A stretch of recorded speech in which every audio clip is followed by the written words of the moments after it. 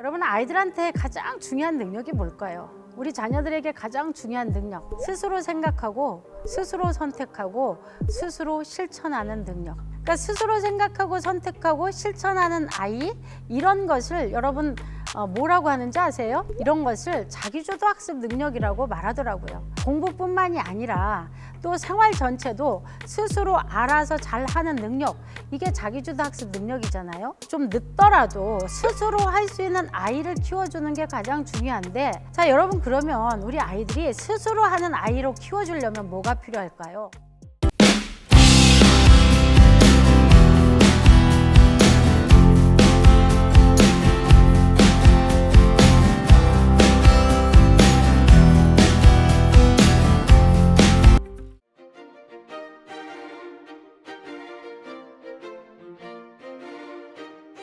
세 번째 시간 같이 나누도록 하겠습니다. 여러분, 그러면 우리 아이들이 왜 학교를 그만뒀을까요? 제가 우리 아이들이 학교를 그만두고 그 많은 갈등을 겪으면서 공부를 하고 나중에 깨달았어요. 우리 아이들의 학교를 그만둔 이유를. 여러분, 우리 학교를 그만둔 이유는 제가 아이들에게 가장 중요한 능력을 키워주는데 힘쓰지 못했다는 거죠. 여러분, 아이들한테 가장 중요한 능력이 뭘까요? 우리 자녀들에게 가장 중요한 능력, 물론 여러 가지가 있을 겁니다. 그리고 교과목도 잘하고 예능도 잘하고 또 이 아이가 어떤 감성도 풍부하고 이런 거 다 좋겠죠. 그런데 학자들이 말하는 자녀들에게, 우리 학생들에게 가장 중요한 능력은 이거라고 합니다. 스스로 생각하고 스스로 선택하고 스스로 실천하는 능력. 자, 스스로 생각하고 선택하고 실천하는 능력을 저는 키워줘야 되는데, 엄마가 생각해서, 아빠가 생각해서, 그리고 엄마 아빠가 선택해서 엄마 아빠가 하라는 거 잘하게 해주는 능력, 이런 아이를 뭐라고 하죠? 이런 아이를 바로 착한 아이. 그 착한 아이라는 굴레를 만들어 놓고 그 안에 제가 아이들을 조종하기 좋게 그렇게 키우고 있었다는 거예요. 그러니까 스스로 생각하고 선택하고 실천하는 아이, 이런 것을 여러분 뭐라고 하는지 아세요? 이런 것을 자기주도 학습 능력이라고 말하더라고요. 자, 자기주도 학습 능력은 공부뿐만이 아니라 또 생활 전체도 스스로 알아서 잘하는 능력, 이게 자기주도 학습 능력이잖아요. 근데 저는 자기주도 학습 능력을 키워준 게 아니라 엄마주도 학습 능력, 아빠주도 학습 능력, 타인주도 학습 능력, 학원주도 학습 능력을 제가 키워주고 있었다는 거예요. 여러분, 우리가 아이가 좀 늦더라도 스스로 할 수 있는 아이를 키워주는 게 가장 중요한데, 부모주도, 학원주도, 그리고 타인주도 학습을 하게 되잖아요. 언젠가 한계가 온다는 겁니다. 우리 아이들은 고3, 고2 때 한계가 왔는데, 대학에 가보면 수많은 아이들이 그 비싼 등록금을 내놓고 1학년 1학기 때 없어지는 경우 참 많습니다. 반수하러 갑니다. 2학기에 또 없어지죠. 재수하러 갑니다. 그 비싼 등록금을 내놓고 왜 학교를 그만둘까요? 자, 수능 성적에 맞춰서 부모님, 선생님 가라는 대학, 학원이 컨설팅 해준 대학 갔습니다. 가서 보니 자기 길이 아니네요. 아니면 어떻게 해야 될까요? 빨리 그만둬야 되는 거죠. 1학년 때 그만둔 아이들은요, 용기 있는 아이들이었습니다. 어쩌다 졸업하면 다시 대학 가고, 졸업한 이후에 이 땅의 가장 큰 문제, 청년 실업. 놀고 있는 아이들이 참 많습니다. 청년들은 말하죠. 일자리 없다고. 그런데 중소기업 사장님 뭐라고 하던가요? 사람이 없답니다. 농촌, 어촌, 산촌 사람이 없어 절절매죠. 여러분, 그럼 일자리 없는 그 아이들이 사람 없는 거기 가면 되는데 왜 못 갈까요? 어떤 일자리를 찾고 있는 걸까요? 부모님 자랑거리가 되는, 부모님 폼나게 해주는, 일은 쉬워야 되고 연봉은 높아야 되는 일자리가 그리 많지 않다는 거죠.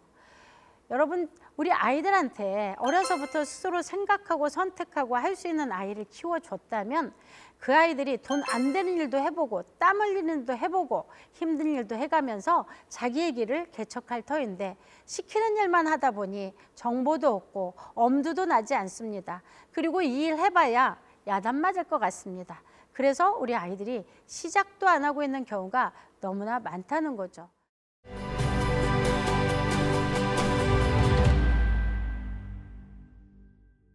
자, 여러분 그러면 우리 아이들이 스스로 하는 아이로 키워주려면 뭐가 필요할까요? 자, 학자들이 밥 먹고 연구하는 거 이런 겁니다. 어떤 아이가 스스로 자기 할 일들을 잘하는가. 자기주도 학습 능력의 가장 중요한 요소들을 학자들은 세 가지를 꼽습니다. 첫 번째 동기 영역, 두 번째 행동 영역, 세 번째 인지 영역. 제가 대학에서 자기주도 학습 코칭을 이 세 가지를 강의를 하는데 3시간씩 15회에 걸쳐서 나누는 내용이거든요. 자, 근데 이렇게 이 세 가지가 되면요, 자기주도 학습을 스스로 할 수 있다는 거. 그래서 자기주도 학습의 구성 요소인데 가장 기본이 되는 동기 영역에 대해서 지금 사실 나누고 있는 겁니다. 자, 그러면 동기 영역에 대해서 좀 더 구체적으로 나눠보면, 자, 동기는 뭘까요? 자, 자기주도 학습 구성력에서 제일 중요한 동기는 가만히 있어도 불타는 마음이 생기는 거죠. 우리 아이들이 이런 말 해주면 얼마나 좋을까요? 엄마, 아빠 잠이 안 와. 왜? 공부가 하고 싶어. 우리 집에 책이 없어. 우리 다 주말에 저기 책 사러 가고 도서관 가서 책 읽읍시다. 이런 말 해주면 얼마나 좋겠어요? 그런데 우리 아이들이 이런 말을 잘 안 하는 이유 딱 한 가지입니다. 하고 싶지 않아서, 동기부여가 안 돼서. 여러분이 원해서 뭐 하시면 어떻든가요? 시간 가는 줄 모르세요. 여러분이 뭘 원해서 하면 밥을 안 먹어도 배가 안 고프고, 그리고 내가 시간 가는 줄 모르게, 그리고 즐거움과 기쁨과 보람을 느낀단 말이에요. 우리 아이들도 이렇게 하고 싶게 해줘야 되는데, 그럼 동기부여가 잘 되는 아이들의 공통점을 찾아봤습니다. 자, 어떤 아이들이 동기부여가 잘 될까? 동기부여 잘 되는 아이들의 가장 큰 공통점 뭐였을까요? 바로 자존감이라는 거였습니다. 자존감이 높은 아이. 자존감은 뭐죠? 이런 거잖아요. 어머, 나 왜 이렇게 잘해? 상당히 잘해. 내가 했는데 예술이네. 나처럼 잘하는 사람은 어디 있지? 이런 생각이 드는 게 자존감이란 말이에요. 그럼 여러분, 그 자존감, 내가 잘한다는 사실은 어찌 알았을까요? 내가 잘한다는 사실은 어찌 알았을까요, 여러분? 바로 누군가로부터 인정, 존중, 지지, 격려, 칭찬받은 아이가 자존감이 높을까요? 멸시천대학대 경멸, 비난받은 애가 자존감이 높을까요? 이거 말 하나 많아잖아요. 오죽하면 영혼 없는 교래도 칭찬을 했더니 춤을 추더라. 그럼 영혼을 가진 우리 아이들 칭찬하면 얼마나 신나는 춤을 추겠어요? 이렇게 중요한 인정, 존중, 지지, 격려, 칭찬. 이것은 감정 코치형 부모 되기, 배우자 되기의 가장 중요한 베이스입니다. 여러분, 제가 지난 시간에 30분 이상 대화를 한번 해보시라고 그랬어요. 자, 30분 이상 대화를 해보셨냐고 여러분들한테 질문을 했는데, 30분 이상 대화를 한번 해보시죠. 우리 아이, 우리 배우자하고 눈을 맞추고 공감해주고 딴 생각하지 않고, 그리고 맞장구 치면서 대화를 하는 거예요. 자, 어떻게 하느냐? 될 수 있으면 내 말은 줄여요. 2대8, 나는 20%, 상대방은 80%를 말하게 해주는 그런 대화를 코치형 대화라고 하는데요. 아이를 데리고 또는 배우자와 함께 30분을 맞춰놓고 눈 마주치며 딴 생각하지 않고 공감해주고 맞장구 치며, 그렇게 2대8의 대화, 쉽다 어렵다. 물론 쉬운 분도 계시겠지만 대체로 10분 중에 8분 이상이 어렵다고 하시더라고요. 우리는 대화를 한다고 말을 하면서 어떻게 하느냐? 대화를 하는 게 아니라 상대방의 말을 들어주는 척 하면서 내가 할 말을 찾습니다. 그리고 내가 언제 치고 들어가서 내 말을 할까? 그리고 내가 하고 싶은 말을 쏟아내는 경우가 참 많습니다. 대화를 어떻게 해야 되는지는 아무도 가르쳐주지 않습니다. 잘하래요, 잘. 그런데 잘 하려고 하는데 잘 안 되더라는 거예요. 대화에서 가장 중요한 건요, 바로 인정, 존중, 지지, 격려, 칭찬, 이게 베이스에 깔려야지 사실 대화가 됩니다.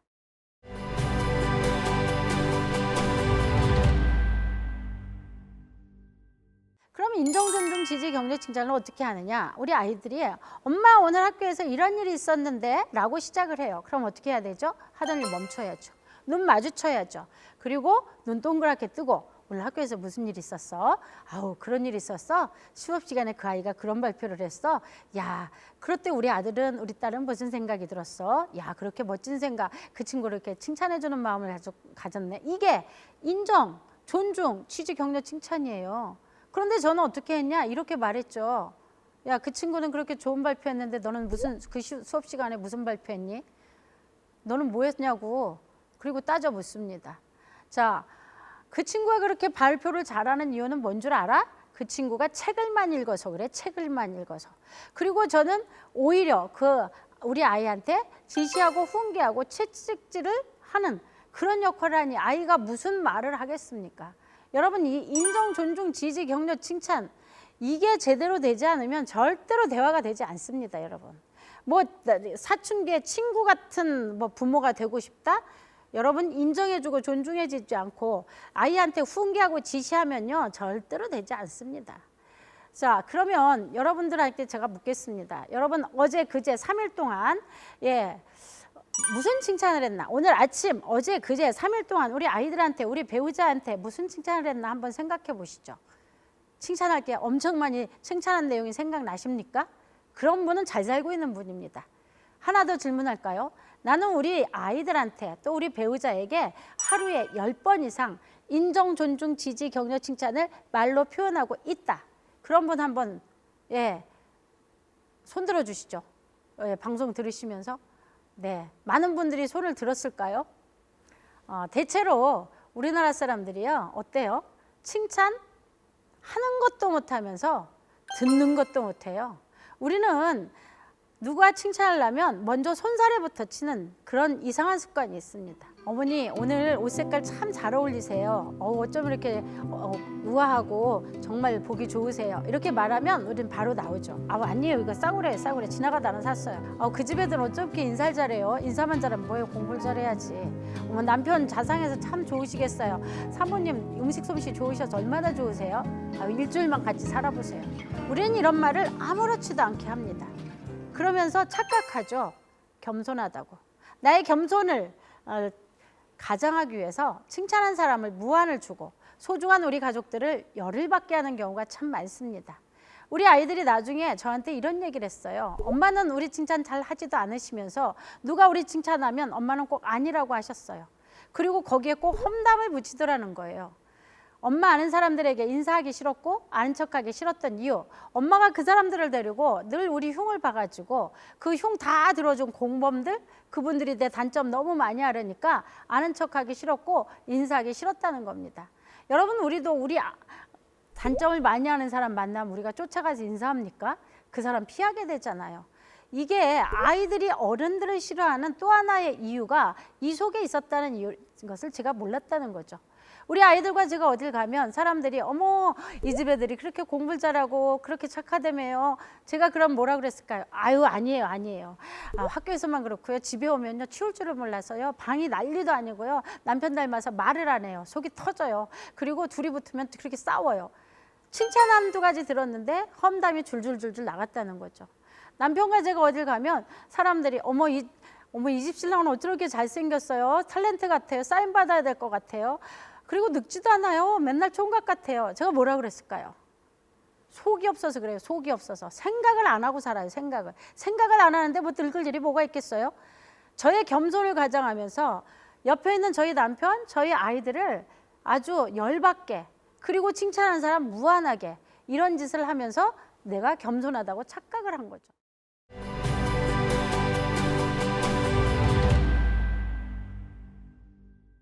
여러분, 인정, 존중, 지지, 격려, 칭찬 갑자기 하게 되면 가족들이 또 어디 아프냐고 물어봐요. 그러면 어떻게 해야 될까요? 적어도 누가 우리 아이들을 칭찬하고 우리 가족을 칭찬하면 아니라고 손사래는 치지 마셔야죠. 감사합니다. 이게 인정이죠. 우리 아이, 우리 배우자 잘 봐주셔서 감사합니다.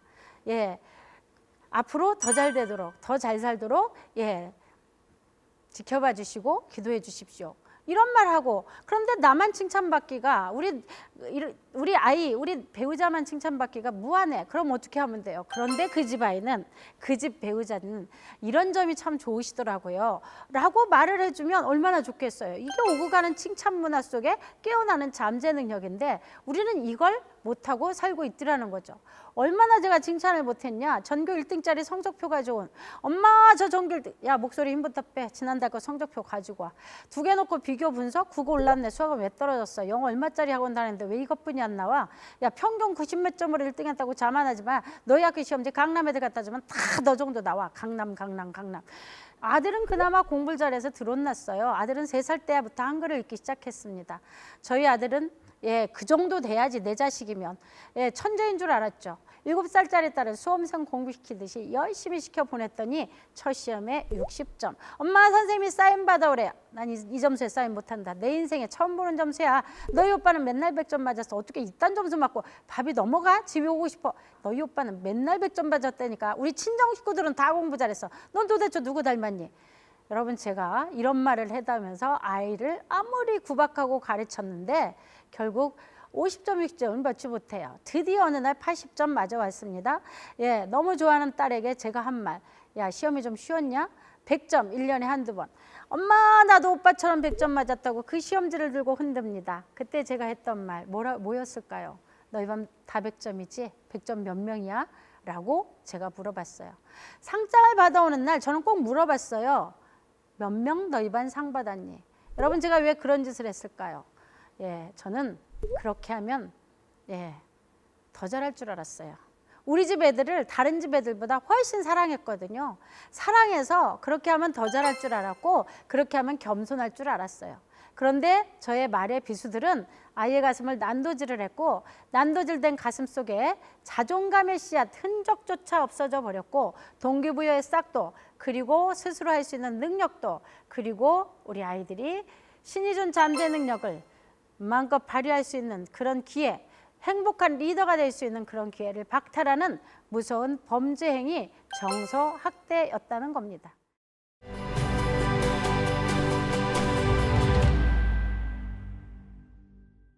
여러분 대화의 종류가 3가지가 있대요. 그 3가지가 바로 뭐냐? 바로 원수되는 대화, 멀어지는 대화, 그리고 무슨 대화? 그리고 다가가는 대화가 있대요. 이거 누가 말한 거냐? 바로 가트만 박사가 말을 한 겁니다. 가트만 박사가 50여 년 동안 부부 이혼 연구를 했다 그랬는데 이혼 연구를 이렇게 오래 한 이유가 한 맺혀서도 그렇지만 답이 나오지 않았다는 거예요.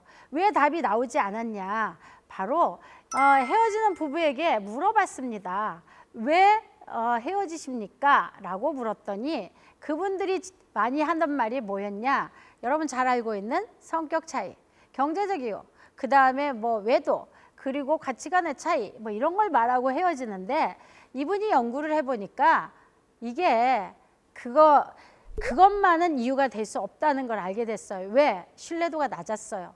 신뢰도가 높으려면 어떻게 돼야 되냐? 성격 차이가 나면 다 헤어져야 되는 거죠. 근데 여러분 성격 차이 안 나는 부부 어디 있겠어요? 그리고 경제적 이유 때문에 헤어진다면 부자면 잘 살고 가난하면 헤어질까요? 이것 때문만은 이혼 사유라고 보기가 매우 어렵다. 그러면 뭐냐? 바로 이분이 말한 게 이거였어요. 부부가 이혼하는 이유는 싸움의 내용 때문이 아니라 싸우는 방식, 즉 대화의 방식이 문제더라. 헤어지는 부부를 봤더니 사랑이라는 이름으로 결혼을 했지만 원수되는 대화를 밥 먹듯이 하고 멀어지는 대화를 양념으로 치고 다가가는 대화는 안 하더라는 거예요. 그래서 이분들이 결국 대화 때문에 이렇게 헤어지는구나 라는 것을 알게 되었는데 여러분 그러면 이 다가가는 대화는 뭘까요? 이 다가가는 대화, 이 대화를 많이 하는 부부는 돈이 좀 없어도 지위가 좀 없어도 그리고 어떤 문제가 생겨도 그걸 극복하고 회복하더라는 겁니다. 자, 그래서 이 다가가는 대화가 바로 뭔가 봤더니 코치형, 감정 코치형 대화인데 그 대화 속에 가장 많이 들어가는 게 아까 말씀드린 인정, 존중, 지지, 격려, 칭찬이라는 거죠. 이게 바로 다가가는 대화인데 자 그렇다면 여러분 제가 우리 집 아이들한테 했던 대화들은 뭘까요? 원수되는 대화, 멀어지는 대화, 다가가는 대화 중에 대부분이 바로 원수되는 대화였다는 사실을 제가 공부하고 깨달았어요. 원수되는 대화를 듣고 자라면 그 원수되는 대화를 들을 때 우리 아이들은 원수 갚을 생각을 하게 됩니다. 그리고 이 아이들은 복수의 칼을 갈게 되죠. 무의식 세계에서 이 아이들이 복수의 칼을 가는데 이 칼을 언제 빼느냐? 아무 때나 빼지는 않아요. 어려서는 잘 안 뺍니다. 왜? 힘도 약하고 칼도 무딜 테니까. 힘이 좋아지거나 깡이 좋아지면 빼는데 이 시기를 우리 보통 사람들은 사춘기라고 합니다. 저는 학교에 있으면서 우리 아이들이 그 부모님께 복수하는 방법을 너무나 많이 보고 있습니다. 학교만 오면 싸우는 애가 있어요. 이 싸우는 아이들이 왜 싸우는 줄 아십니까? 열심히 이 아이 저 애하고 싸우고 다투고 그리고 때리고 그러면 누구한테 연락해요? 부모님한테 연락 가는 거예요.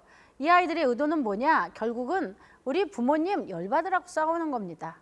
숙제도 안 하고 공부도 안 하고 텔레비전 앞에서 시간 죽여요. 핸드폰만 만지작거려요. 그리고 이 아이들이 나중에 또 PC방에 가서 시간을 죽이고 있네요. 왜 그럴까요? 우리 엄마 우리 아빠 속 터지라는 거예요. 자, 그러면 또 어떤 아이들은 이런 아이도 있어요. 가출도 합니다. 가끔 또 범죄도 일으켜요. 여러분 왜 그러냐? 내가 어려서 당신에게 당한 고통만큼 당신도 한번 당해보라는 거예요. 여러분 아이들의 복수의 방법은 매우 무섭고 처절합니다. 정말 이거 굉장히 이게 바로 그 아이가 나빠서가 아니고요. 그 아이가 어려서부터 들은 그 대화의 결과예요.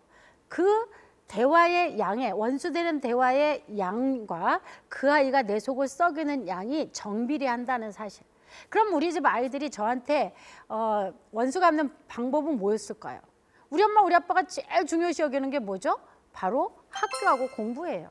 그럼 우리 아이들이 제일 우리 엄마 우리 아빠를 힘들게 괴롭힐 수 있는 방법, 학교 그만두고 공부 안 하는 거.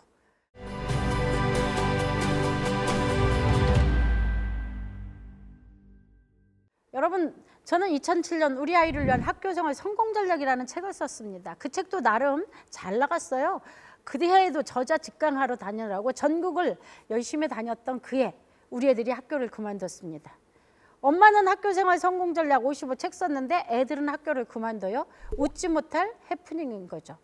자, 2007년 8월 31일 우리 아들이 학교를 그만둔 영원히 잊을 수 없는 가슴 아픈 날이에요.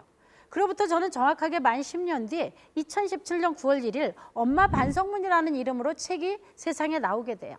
이 책 서문에 어떻게 써있냐, 뭐가 써있냐, 바로 이렇게 써있어요. 우리 아이들의 가슴 아픈 자퇴 10주년을 기념하며 무자격 부모에서 유자격 부모가 되기 위해 몸부림치는 우리 아이들의 영원한 엄마 이유남이라고 제가 썼습니다. 여러분 그 문구는요 처절한 문구입니다.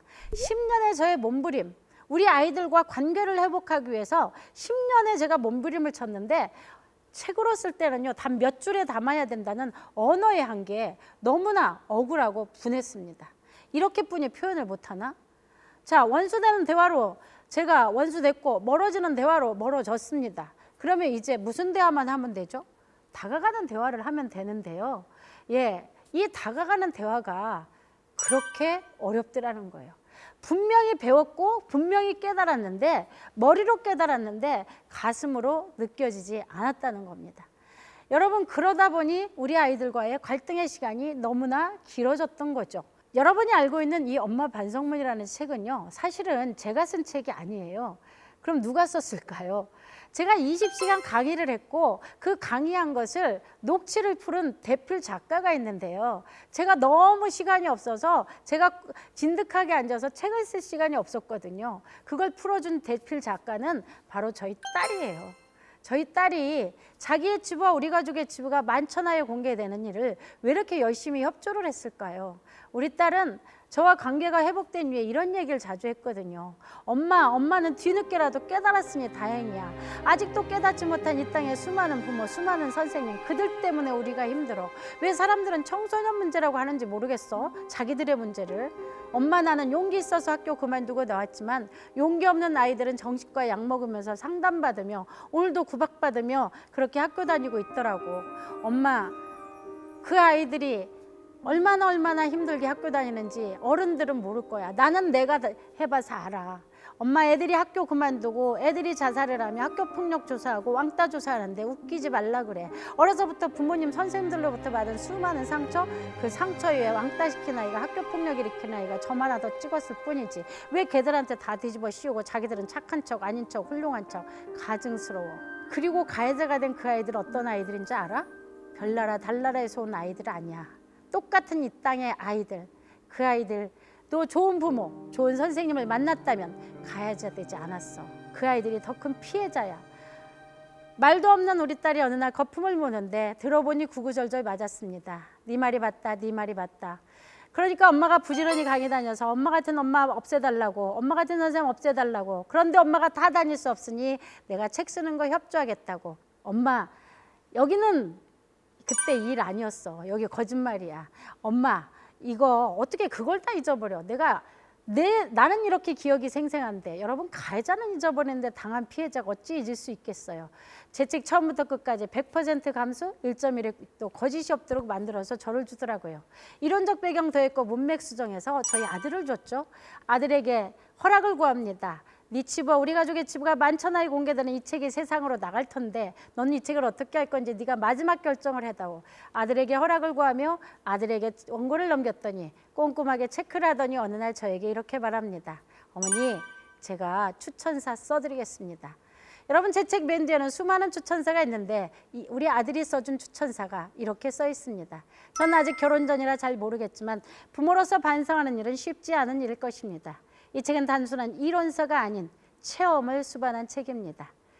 실제로 저희 어머니는 많이 달라지셨고 그로 인해 제 삶도 달라졌습니다.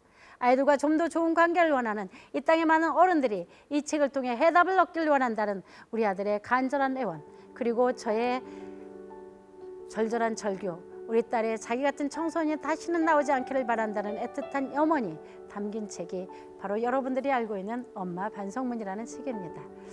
여러분, 제가 우리 집 애들이 왜 학교를 그만뒀는지 그리고 대화의 결과가 어떻게 된 건지 이 시간에 잠깐 나눠봤습니다.